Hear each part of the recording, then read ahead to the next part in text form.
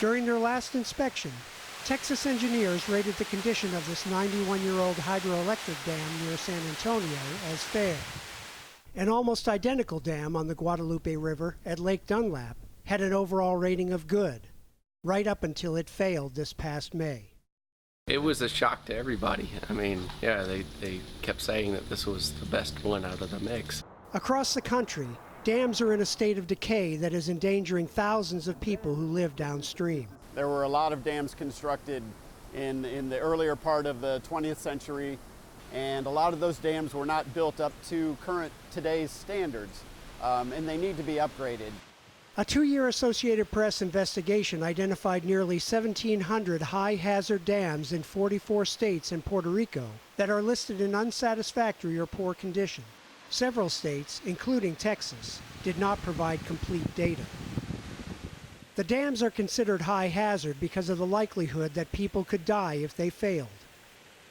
That happened in 2006, when this privately owned dam in Hawaii collapsed, killing 7. One man died this past March, when heavy ice smashed through the 92-year-old Spencer Dam in Nebraska. So in light of climate change and other potential inclement weather effects, we have to look at scenarios that perhaps weren't in the cards when these structures were designed. In October 2015, dozens of South Carolina dams failed during heavy rains. The following year, 20 dams in North Carolina breached during Hurricane Matthew. There unfortunately continue to be a lot of dams that are inspected and problems are identified. The dam owner is either unwilling or unable to make those repairs.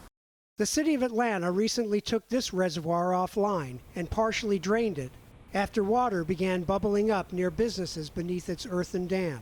There was kind of a period where there was this sort of perpetual seepage that was kind of coming down the hill and coming down the street.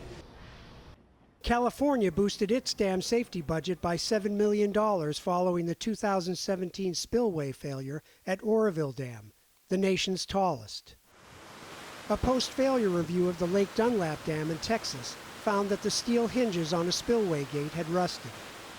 But when the Guadalupe Blanco River Authority announced that it would drain several lakes with similarly aged dams, homeowners sued and won an injunction. Entire economies and ways of life have developed around what started out as a civil engineering project, and you can't take that away.